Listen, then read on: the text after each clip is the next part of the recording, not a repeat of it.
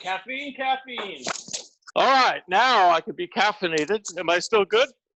Why do you make this effort to talk with society at large? What is your goal? Well, there's several. I'm trying to give back, number one.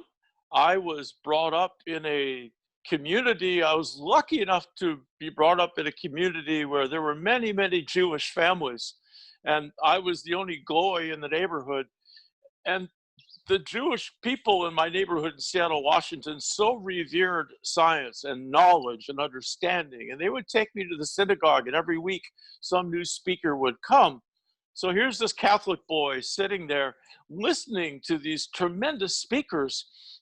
We never had speakers at my Catholic church. We would go to mass, and my mother would give money we didn't have. But I was introduced to this world of ideas through the synagogues, which I love so much. And I understand that what I dislike about most scientists is that most don't care to give back. It's so easy to climb into your profession. We need to give back, people like you and I, and you definitely are. And I have great gratitude for you. What is a big idea? Well, first of all, I'm the last person who had ever written on one of my books is a big idea. That, of course, always comes from the editors and the people trying to sell it. We're both scientists. We know none of us go about thinking, aha, here's a big idea.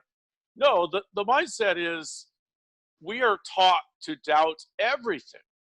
When I started asking questions, it becomes asking questions of almost everything. We doubt.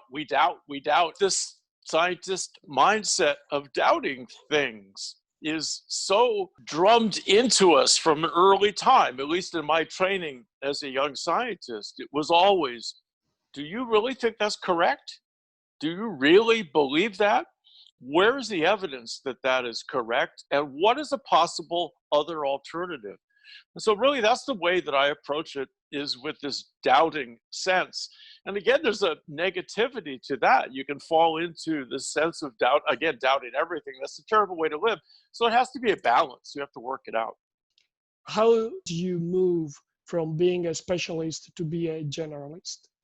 In science, as you know, you have to start somewhere. I don't know, I'd love to talk to you later how you became a scientist, but how I became was somehow I always knew it. I was born into it, and it's what I always wanted to do. So somewhere a seed is put in the ground and a little shoot comes up. And as a working scientist, that little shoot is the first scientific project you do. And sometimes some people, that little shoot, as time goes on, it gets thicker and thicker and thicker, but it's something like an asparagus.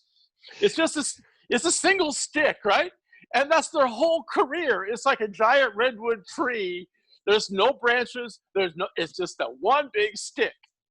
But most careers grow and they branch.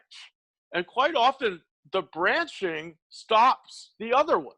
I mean, what I first did, I don't do anymore. But that branched off and that branched off and that branched, and it becomes a bigger and bigger tree. And that tree is really variable in how many branches there are, how long they live, and whether or not you start dropping seeds that you're your grad students and they start growing trees. And how far from your tree do those seeds fall before they grow? In the US, after World War II, research became in the universities. The government labs became a few, but very few compared to how much research is done. It seems to me the system in America has worked beautifully. Maybe it's because we had more money to give, but the fact that you have a professor who is doing research and has students right there, and then after that, walking into the next room and giving a lecture, there is that interaction taking place that I think is powerful in education, that the American university system of doing research and doing teaching at the same time by the same person, even in the same day, is powerfully good. So you think this is the optimum for science or for university, to have a person that both teaches and does his or her own research? Yes, and there needs to be a tripod. The third leg needs to be giving back to the public and doing what you and I are doing right now. And I've advocated this.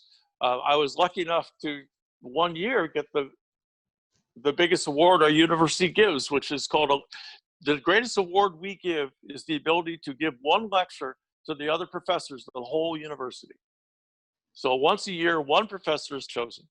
And what I tried to talk about in the last third of my lecture was we should have tenure, should have Scientific Americans, it should be outreach books, it should be articles for the public that are just as important as an article in Nature or Science or all the metrics we use for science references. And it still doesn't work that way.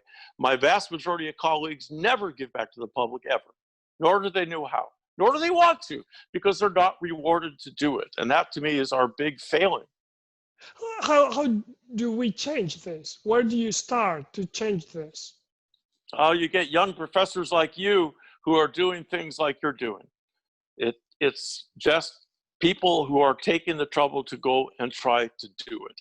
Peter, you said that you are your worst critic. What do you criticize about yourself? I criticize my puffed up self-importance too often and thinking that I'm more important or this piece of work was better or my ego gets in the way, or so I have to step back and really look at it. And I want you to look at this beautiful painting behind me. It's by an Italian artist, but to me, it's just a big mess. And this is what life is like. And my job has been to try to make some sort of coherence out of this stuff. I still can't, but one of the jobs I will sooner or later. I'll figure out what it means. I hope.